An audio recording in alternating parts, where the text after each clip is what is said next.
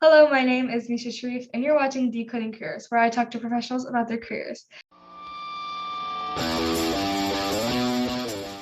Today, we have Nida Jawed, who is a certified life coach for her own company, which she founded, Nida Jawed Life Coaching. Now, here's some information about being a life coach. On average, the salary for a life coach ranges from about $62,500 to $128,500. There's no legal certifications needed to be a life coach. However, the ICF, or International Coaching Federation, has training a person can take. There are 3 general certifications, but the longest and most reputable one will take about 200 hours of training and about 2,500 hours of coaching. So, how are you doing today? Alhamdulillah, doing well. I hope you're doing well too. I'm doing great, Alhamdulillah. When I was thinking about being a life coach, one of the main questions I had thought about was what is the difference between a counselor and a life coach? I feel like this wasn't one of the questions I had sent you, but it was something that I had just really thought about and I wanted to ask in general, as it's something that I feel like people can get really confused with because they're really similar. Do you think you could explain that? So I'll tell you what life coaching is. Life coaching is forward focused, meaning as a life coach, my intention is to get my client from point A to point B. It's a point of recovery, it's a point of moving forward. It is addressing everything that is currently happening and pinpointing where they're struggling and creating a plan to help them overcome and achieve what their next phase will look like, their goals might look like, or what is it that they are looking forward to. For instance, someone who is struggling, and I work with teens too, so I'll take them as an example. When a teen is struggling to figure out what their learning method is, they're struggling in their studies, then the parent is going to go to a life coach and ask, how can you help my child? That's where I come in. I work with the teens and we figure out their learning method. Where exactly are the struggles? How can we resolve them? And then, alhamdulillah, they master that art, whether it be through listening, visual, or reading is very helpful for some, right? So that's how coaches work. We plan, we implement, and we achieve results, goal-oriented results. However, counselors, they are also, from what I know, they are very focused on the area and they're more, from what I know, they're past focused, meaning where the issue is arising from, where the root causes lie, versus coaching has little parts of that, but we are very forward focused. We want to achieve goals and we cannot dwell in the moment too much. Oh, I see. So it's just like thinking about how you can get somewhere, which I really like. And you had described life coaching a lot, which leads us to our first official question, I guess, which is what 3 words best describe your profession? First one I want to say is profound because through the elements, when we are working together with the client, and I'm speaking as a life coach, the discovery a person makes sometimes leaves them in awe that, oh my goodness, this is who I am, and I didn't even know I could do this. So it's very profound. Assurance would be the second one because the self reliance a client ends up building by pursuing life coaching services is a reassurance that you got your own back. You can achieve. Everything is achievable depending on their goals. And the last word I'll give you for this specific profession is a promise. Because life coaching, when a client makes that choice, the client is at that point deciding to be accountable for whatever choice they're about to make at that point. If you don't choose to fail, you can't fail. I believe failure is a choice. So that's a promise. As long as you keep going and putting in the work, you'll get there. You'll achieve it. That was really well said. I love how you talked about like make the choice to fail. And I do think that when you decide that you're in it to win it and you're in it to do better and persevere through all the hardships in your life, you are making a promise to yourself and whoever you're working with. And I really like how you said that, because it just makes me feel like whenever I am going through a problem, I feel like if I actually think it through and tell myself, you can do this, then I can achieve what I would like. Now, earlier I was talking about the educational background that was needed, and I just want to ask, could you describe to me what educational background is best for this kind of career? So here's, I think most of the people get confused when they hear the word life coach. They think, okay, this is just life. No, but there is a lot that goes behind it because there's no one certain type of coach. There are many. So let me first say what whether it be life coach or coach in general, what's the point? Coach is someone who knows the rule of the game and knows what it takes to win it, whether it be a basketball game or in life itself. All right. Definitely, as far as anyone who's pursuing to become a life coach, one thing 100% is that make sure you have educational background in the area you're claiming your expertise in. All right. Otherwise, just jumping to a profession without clear ability to master is going to do more harm than good. For example, a financial investment coach needs to be well versed when it's about finances and everything relating to it. Otherwise, a finance coach can go to someone who is struggling in life area and it's not going to work. So do get education, and I am an very um, high on college level education. You got to master your skills and gain experience too. That's how you become a coach. So as for me, I have 3 universities and education background in business, psychology, and anthropology, along with certifications in life coaching and many other areas with experience to back me up in what I do. Okay, so looks like you're very well-rounded. The next question is, are there any special certifications for this job? But I feel like I would need to elaborate more aside from the certifications from ICF. Is there anything else that you think would be really helpful for someone who is trying to pursue this career to take? So first of all and foremost, um, if you have mastered, you're a psychologist and so on and so forth, and you are well versed in the understanding of people and how they function, you are well versed in the areas of how society functions and how people react to it, then even if you are not getting a certification, but you feel you have mastered the area and you have a background to fall on, maybe some people can skip that part, but I highly discourage that because I feel getting the certification from an accredited institute and completing your training hours gives you an edge because that gives you an understanding of what is expected under this career choice. Because sometimes it's not just get up and go, it's the complete understanding of it. So I would highly recommend look into the type of institute you want to go to, finish your credit hours, and then when you know what kind of coach you want to become and where you want to help people ace, go for it. But definitely finish your certification and credit hours. Highly recommended.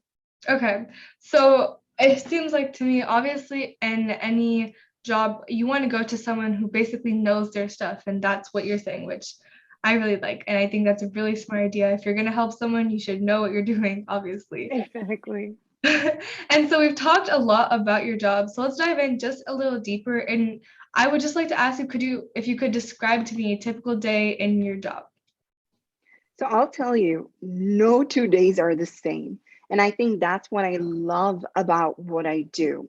Every client is different, every hour then becomes different, and how I meet with them is different because I meet with my clients in person and I speak with them virtually. And I have clients from around the globe. So that's my favorite part of the day. Um, but every time we meet, there's progress. And that's something that's consistent because every time we meet, we're working on something. And so, to answer your question, my typical day is never like another one. Okay, so this is like, I feel like this job really applies for people who they like want something that's exciting and like no day is alike. And I really feel like with that you get like the fun of a job. Like when no when every day is different, you just I feel like for a lot of people that's something they look for, which is really good. And you talked about like talking to different people and how every single day is different. So it looks like you'll need a lot of different skills. So could you tell me what the three most important skills you think someone would need? Yes, number one, empathy. It's a skill. And with that, you need a non judgmental mindset because you are working with individuals who are opening up to you their vulnerabilities. And they may or may not be happy about certain parts that they share. So being empathetic really helps. And non judgmental, you can't judge anyone at all, especially, throughout life, you can't judge them, but especially your client. Second would be being a good listener. Being a good life coach has a lot to do with being a good listener. I have come across different professionals within this field who are more of a speaker, but then that is not where the effectiveness of your profession shines. You have to be a listener. And third, keeping yourself out of the client's story. It is all about them when you meet with them. Non judgmental, being a good listener, and making sure your client knows that this is all about them. So these will be my top three skills one needs to perfect in order to become a great coach. Okay, interesting because you're describing a typical day in your job, you're describing different skills, and it seems to me there's so many different aspects of it, which kind of tells me that it can be really challenging sometimes. So, could you give me some insight to what challenges can come with this career? Yeah. Sometimes clients, and of course you're dealing with people, so there are different kind of people that bring out different type of challenges too. So when you're dealing with clients, some of them do not want to face the reality or take the accountability to get out of the comfort zone. One of the things that life coaches believe is that growth happens out of your comfort zone. And if a client is just wanting to stay there and only wants justification for the excuses they're giving themselves, that becomes a little bit more challenging. So that would be one example of it. Second, because I work with families, so I can only share the challenge that I face sometimes. That is when parents are defensive and they do not see anything wrong with their actions, and they're really continuing to blame the child for the issue on hand.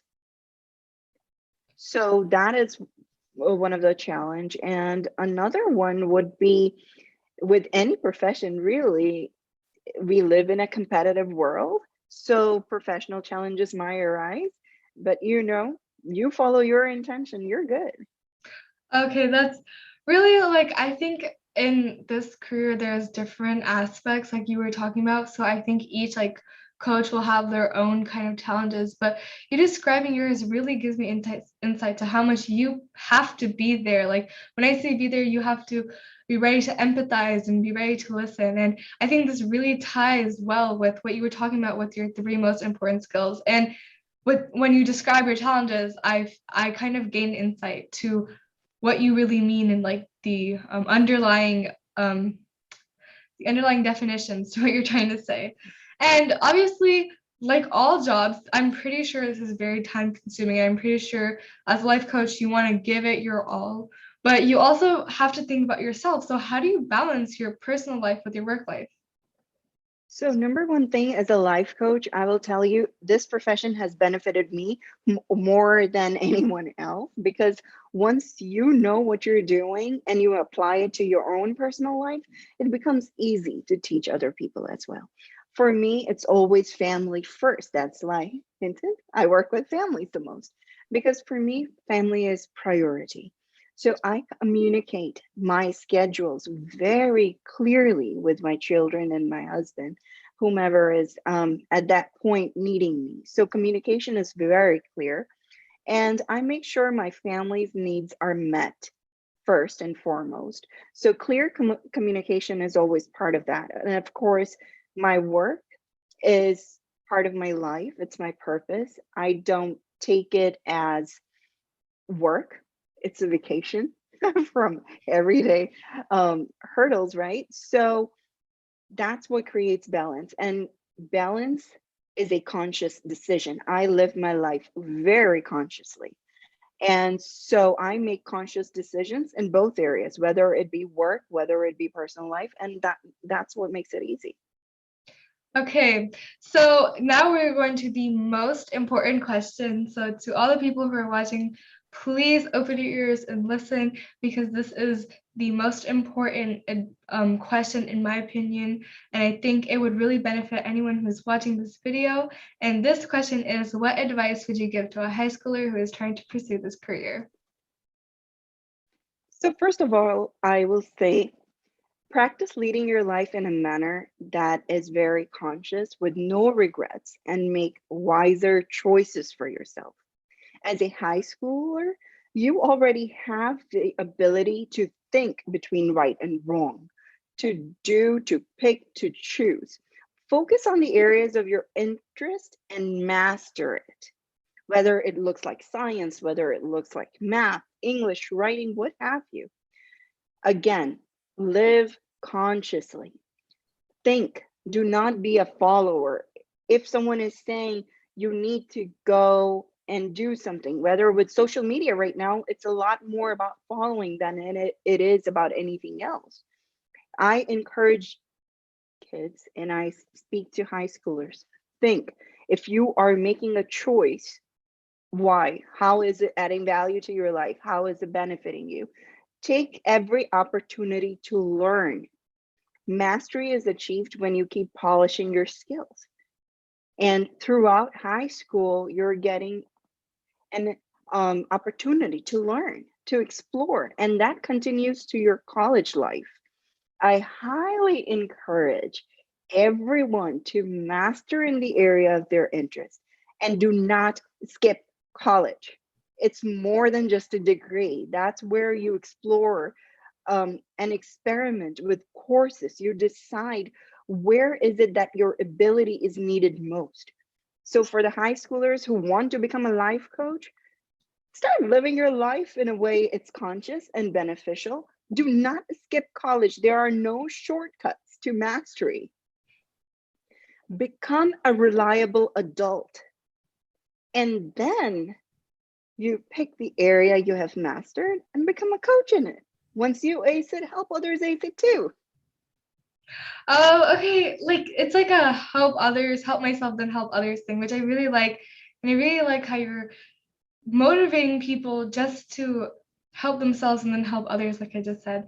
Thank you so much for agreeing to this interview. Everyone, this is Nida Jawed. She's a founder of her own life coaching company, and she is an amazing woman who's done a lot with her life.